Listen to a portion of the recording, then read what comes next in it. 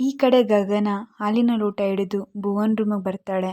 ಭುವನ್ ಗಗನ ಬಾಗಿಲಲ್ಲಿ ನಿಂತಿರೋದು ನೋಡಿ ಬಾ ಗಗನ ಅಂತ ಕರೀತಾರೆ. ಆದರೆ ಗಗನ ಏನು ಮಾತನಾಡದೆ ಬಾಗಿಲಲ್ಲಿ ನಾಚಿಕೆ ಪಡ್ತಾ ನಿಂತಿರ್ತಾಳೆ.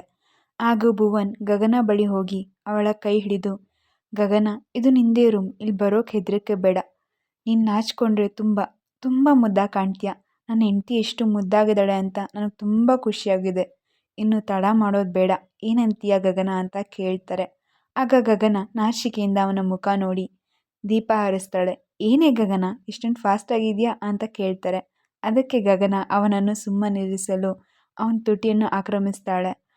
ಆಮೇಲೆ ಅವ್ರ ಹೊಸ ಜೀವನವನ್ನು ಇಬ್ಬರು ಸಂತೋಷದಿಂದ ಆರಂಭಿಸ್ತಾರೆ. ಬೆಳಗ್ಗೆ ಎಲ್ಲರೂ ಒಟ್ಟಿಗೆ ತಿಂಡಿ ಮಾಡ್ತಾ ಇರ್ತಾರೆ. ಗಗನ, ಪೂರ್ವಿ ಎಲ್ಲಮ್ಮ ಅಂತ ಅತ್ತೆ ಕೇಳ್ತಾರೆ. ಅದಕ್ಕೆ ಗಗನ, ಅತ್ತೆ, ಅವಳು ಬೆಳಗ್ಗೆ ಯಾವಾಗಲೂ ಲೇಟಾಗಿ ಎದ್ದೇಳೋದು, ಅದರಲ್ಲೂ ಈ ಮನೆ ಹೊಸದು, ನಿದ್ದೆ ಬಂದಿಲ್ಲ ಅನ್ಸುತ್ತೆ ಅಂತ ಹೇಳ್ತಾಳೆ. ಅಯ್ಯೋ, ಇವತ್ತು ದೇವಸ್ಥಾನಕ್ಕೆ ಹೋಗೋಣ ಅಂತ ಅಂದ್ಕೊಂಡಿದ್ವಿ, ನೀನು ಮತ್ತೆ ಭುವನ್ ಬರಲೇಬೇಕು, ಶಾಸ್ತ್ರ ಸಂಪ್ರದಾಯ ಬಿಡೋಕ್ಕಾಗಲ್ಲ. ಈಗ ಪೂರ್ವಿಗೆ ಹೋಗಿ ಎಬ್ರಿಸಮ್ಮ, ಅವಳನ್ನು ದೇವಸ್ಥಾನಕ್ಕೆ ಕರ್ಕೊಂಡು ಹೋಗೋಣ ಅಂತ ಹೇಳ್ತಾರೆ. ಸರಿ ಅತ್ತೆ ಅಂತ ಹೇಳಿ ಅವಳು ಪೂರ್ವಿ ರೂಮಿಗೆ ಹೋಗ್ತಾಳೆ. ಏ ಪೂರ್ವಿ, ಎದ್ದೇಳೆ, ಅತ್ತೆ ದೇವಸ್ಥಾನಕ್ಕೆ ಹೋಗಬೇಕು ಅಂತ ಹೇಳ್ತಾ ಇದ್ದಾರೆ, ಬೇಗ ರೆಡಿಯಾಗು ಅಂತ ಗಗನ ಹೇಳ್ತಾರೆ. ಅಕ್ಕ, ರಾತ್ರಿಯೆಲ್ಲ ನಿದ್ದೆ ಇಲ್ಲ, ನೀವು ಹೋಗಿ ಬನ್ನಿ ಅಂತ ಪೂರ್ವಿ ಹೇಳ್ತಾರೆ. ಸರಿ ಕಣೆ, ಹುಷಾರು ಅಂತ ಹೇಳಿ ಗಗನ ಹೊರಡ್ತಾಳೆ. ಗಗನ, ಭುವನ್ ದೇವಸ್ಥಾನಕ್ಕೆ ಎಷ್ಟು ಜನ ಹೊರಡ್ತಾ ಇರೋದು ಅಂತ ಕೇಳ್ತಾಳೆ. ಅದಕ್ಕೆ ಭುವನ್, ನಾನು, ನೀನು, ಅಪ್ಪ, ಅಮ್ಮ ಅಷ್ಟೇ ಅಂತ ಹೇಳ್ತಾರೆ. ನಿಮ್ಮ ತಮ್ಮ ಬರಲ್ವಾ ಅಂತ ಕೇಳಿದಾಗ, ಇಲ್ಲ, ಅವರಿಗೆ ಕೆಲಸ ಇದೆ ಅಂತ ಹೇಳ್ತಾನೆ, ಬರಲ್ಲ ಅಂತ ಹೇಳ್ತಾರೆ. ಗಗನ ಅವರ ಅತ್ತೆ ಮನೆ ಕೆಲಸದವ್ರನ್ನ ಕರೆದು, ಪೂರ್ವಿ ಬೆಳಗ್ಗೆ ಎದ್ದಿದ ತಕ್ಷಣ ಅವಳಿಗೆ ನಾಷ್ಟ ಕೊಡಮ್ಮ ಅಂತ ಹೇಳ್ತಾರೆ. ಮತ್ತು ರೋಷನ್ಗೂ ಬೇಗ ನಾಷ್ಟ ಕೊಡು, ಅವನು ಯಾವುದೋ ಮುಖ್ಯವಾದ ಕೆಲಸಕ್ಕೆ ಹೋಗಿದ್ದಾನೆ ಅಂತ ಹೇಳ್ತಾರೆ. ಹೇಳಿ ಅವರೆಲ್ಲ ದೇವಸ್ಥಾನ ಕಡೆ ಹೊರಡ್ತಾರೆ. ಅವರು ಹೊರಟ 1 ಗಂಟೆಯಲ್ಲೇ ರೋಷನ್ ತನ್ನ ಕೆಲಸ ಮುಗಿಸ್ಕೊಂಡು ಮನೆಗೆ ಬರ್ತಾನೆ. ಮನೆಯವರೆಲ್ಲ ಎಲ್ಲೋದ್ರು ಅಂತ ಕೇಳ್ತಾನೆ ಕೆಲಸದವ್ರಿಗೆ. ಹೀಗೆ ದೇವಸ್ಥಾನಕ್ಕೆ ಹೋದ್ರು ಅಂತ ಹೇಳ್ತಾರೆ. ಎಲ್ಲರೂ ಹೋದ್ರಾ ಅಂತ ಕೇಳ್ತಾನೆ ಮತ್ತೆ ರೋಷನ್. ಅದಕ್ಕೆ ಮನೆ ಕೆಲಸದವರು, ಇಲ್ಲ, ಗಗನಮ್ಮ ಅವರ ತಂಗಿ ಹೋಗಿಲ್ಲ ಅಂತ ಹೇಳ್ತಾಳೆ. ಅದಕ್ಕೆ ರೋಷನ್, ಸರಿ ಆಯಿತು, ನೀವೆಲ್ಲ ಮನೆಗೆ ಹೊರಡಿ ಅಂತ ಹೇಳ್ತಾನೆ. ಮನೆ ಕೆಲಸದವರು, ದೊಡ್ಡಮ್ಮ ಅವರು ಮನೇಲೇ ಇದ್ದು ಪೂರ್ವಿ ಅವರು ಎದ್ದಿದ ತಕ್ಷಣ ನಾಷ್ಟ ಕೊಡಬೇಕು ಅಂತ ಹೇಳಿದ್ದಾರೆ ಅಂತ ಹೇಳ್ತಾರೆ. ಅಷ್ಟೊತ್ತಿಗಾಗಲೇ ಪೂರ್ವಿ ಕೂಡ ರೆಡಿಯಾಗಿ ಕೆಳಗಡೆ ಬರ್ತಾ ಇರ್ತಾಳೆ. ರೋಷನ್ ಮತ್ತು ಪೂರ್ವಿ ಇಬ್ಬರು ಕಣ್ಣಲ್ಲಿ ಕಣ್ಣಿಟ್ಟು ನೋಡ್ತಾ ಇರ್ತಾರೆ. ಪೂರ್ವಿ ಅವನ ಕಣ್ಣಲ್ಲೇ ಮುಳುಗಿ ಮೆಟ್ಟಿಲು ಇಳಿತಾ ಕಾಲು ಜಾರಿ ಬೀಳೋ ಹಾಗಾಗುತ್ತೆ ಅವಳಿಗೆ. ಆಗ ರೋಷನ್ ಅವಳನ್ನು ಬೀಳದಂತೆ ಹಿಡ್ಕೋತಾನೆ. ಆದರೂ ಒಬ್ಬರ ಕಣ್ಣಿಂದ ಮತ್ತೊಬ್ಬರು ಕಣ್ಣು ತೆಗೆಯೋದೇ ಇಲ್ಲ. ಸ್ವಲ್ಪ ಹೊತ್ತಿಗಿಬ್ರು ಚೇತರಿಸ್ಕೊಂಡು ಪೂರ್ವಿ ಮೇಲೆ ಹೇಳ್ತಾಳೆ. ರೋಷನ್ ಅವಳ ಸೊಂಟದಿಂದ ಕೈ ಎತ್ತಿರಲ್ಲ. ಆಗ ಪೂರ್ವಿ ಅವಳ ಕಣ್ಣಲ್ಲಿ ಕಣ್ಣಿಟ್ಟು ನೋಡಿ ಅವನ ಸೊಂಟ ಇರೋ ಜಾಗದಲ್ಲಿ ನೋಡ್ತಾಳೆ. ಆಗ ರೋಷನ್ ಅವನ ಕೈನ ಹಿಂದಕ್ಕೆ ತಗೋತಾನೆ. ಕೆಲಸದವರು ರೋಷನ್ ಮತ್ತು ಪೂರ್ವಿ ಇಬ್ಬರಿಗೂ ಅಡುಗೆ ಬಡಿಸಿ ಹೊರಟೋಗ್ತಾರೆ. ಪೂರಿ ಮತ್ತು ರೋಷನ್ ಡೈನಿಂಗ್ ಟೇಬಲ್ ಮೇಲೆ ಕೂತು ಕಣ್ಣಲ್ಲಿ ಕಣ್ಣಿಟ್ಟು ನೋಡ್ತಾ ಇರ್ತಾರೆ. ನೋಡ್ತಾನೆ ಊಟ ಮಾಡ್ತಾ ಇರ್ತಾರೆ. ಅವರಿಬ್ಬರು ಊಟ ಮಾಡ್ತಾ ಇರ್ತಾರೆ. ಆಗ ರೋಷನ್, ಏನೇ ಅತ್ತಿಗೆ ತಂಗಿ, ಯಾಕೆ ದೇವಸ್ಥಾನಕ್ಕೆ ಹೋಗಿಲ್ಲ ಅಂತ ಕೇಳ್ತಾನೆ. ಅದಕ್ಕೆ ಅವಳು ನಗುತ್ತಾ, ಏ ಭಾವಂತಮ್ಮ, ನೀನು ಯಾಕೆ ಹೋಗಿಲ್ಲ ಅಂತ ಕೇಳ್ತಾಳೆ. ಆಫೀಸ್ನಲ್ಲಿ ತುಂಬ ಕೆಲಸ ಇತ್ತು, ಅದಕ್ಕೆ ಹೋಗಿಲ್ಲ ಕಣೆ ಅಂತ ಹೇಳ್ತಾನೆ. ಏನು ಸರ್, ಹೋಗೇ ಬಾರೆ ಅಂತೆಲ್ಲ ಹೇಳ್ತಾ ಇದ್ದೀರಾ ಅಂತ ಕೇಳ್ತಾಳೆ.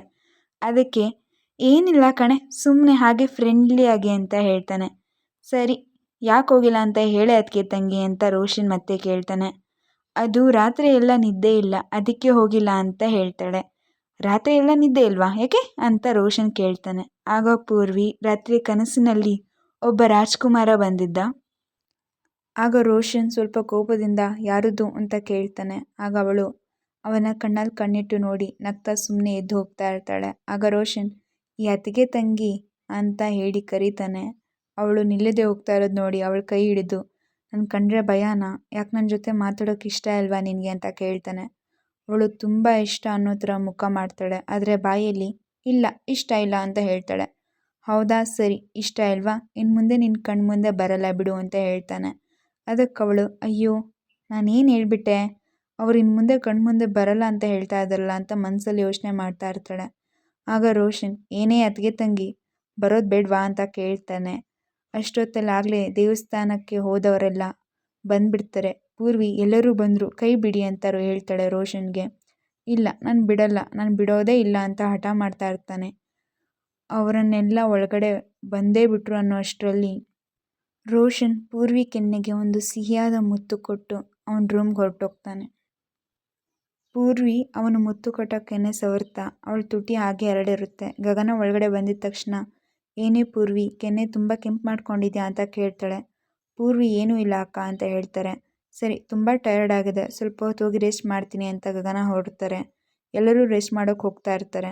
ಗಗನ ಅವರ ಅತ್ತೆ ಮೆಟ್ಟಿಲು ಹತ್ತುವುದಕ್ಕೆ ಕಷ್ಟಪಟ್ಟು ಹತ್ತುತ್ತಾ ಇರ್ತಾರೆ. ಆಗ ಪೂರ್ವಿ, ಆಂಟಿ, ನಿಮ್ಮ ರೂಮ್ ಕೆಳಗಡೆ ಇದೆ ಅಲ್ವಾ, ಮತ್ತೆ ಮೇಲ್ಗಡೆ ಯಾಕೆ ಹೋಗ್ತಾ ಇದ್ದೀರಾ ಅಂತ ಕೇಳ್ತಾಳೆ. ಆಗ ಅವರು, ನಾನು ಚಿಕ್ಕ ಮಗನಿಗೆ ಪ್ರಸಾದ ಕೊಡೋಕೆ ಹೋಗ್ತಾ ಇದ್ದೀನಿ ಕಣೆ ಪುಟ್ಟಿ ಅಂತ ಹೇಳ್ತಾರೆ. ಚಿನ್ನ ಪೂರ್ವಿ, ನನ್ನ ಕೈಯಲ್ಲಿ ಮೆಟ್ಟಿಲು ಹತ್ತೋಕ್ಕಾಗ್ತಿಲ್ಲ, ನೀನೇ ನನ್ನ ಚಿಕ್ಕ ಮಗನಿಗೆ ಪ್ರಸಾದ ಕೊಟ್ಟು ಬರ್ತೀಯಾ ಅಂತ ಕೇಳ್ತಾರೆ. ಅದಕ್ಕೆ ಪೂರ್ವಿ, ಸರಿ ಆಂಟಿ, ಕೊಟ್ಟು ಬರ್ತೀನಿ ಅಂತ ಹೇಳ್ತಾಳೆ. ಸರಿ ಅಮ್ಮ, ಕೊಟ್ಟು ಬಾ. ಮಾಡಿ ಮೇಲಿನ 2ನೇ ರೂಮ್ ಮುಂದೆ ಇರೋ ರೂಮ್ ಅವಂದೇ, ಹೋಗಿ ಕೊಟ್ಟು ಬಾ ಅಂತ ಹೇಳ್ತಾರೆ. ಪೂರ್ವಿಗೊಂದು ಮುತ್ತು ಕೊಟ್ಟು ಅವ್ರು ರೆಸ್ಟ್ ಮಾಡೋಕೆ ಹೋಗ್ತಾರೆ. ಪೂರ್ವಿ ರೋಷನ್ ರೂಮ್ಗೆ ಪ್ರಸಾದ ಕೊಡೋಕೆ ಹೋಗ್ತಾಳೆ. ಅವನು ಬಟ್ಟೆ ಬದಲಾಯಿಸ್ತಾ ಇರ್ತಾನೆ. ಆಗ ಅವಳು, ನಿಮ್ಮನ್ನು ಕೇಳಿ ನಾನು ಒಳಗಡೆ ಬರಬೇಕಿತ್ತು, ಸಾರಿ ಅಂತ ಹೇಳ್ತಾಳೆ. ರೋಷನ್ ಸಣ್ಣದಾಗೊಂದು ನಗು ಬೀರುತ್ತಾ ಅವಳನ್ನು ನೋಡ್ತಾನೆ. ನೀವು ಯಾಕೆ ನನಗೆ ಮುದ್ದು ಕೊಟ್ಟಿದ್ದು ಅಂತ ಕೇಳ್ತಾಳೆ ಪೂರ್ವಿ. ರೋಷನ್ ಅವಳ ಅತಿ ಸಮೀಪ ಬರ್ತಾ ಇರ್ತಾನೆ.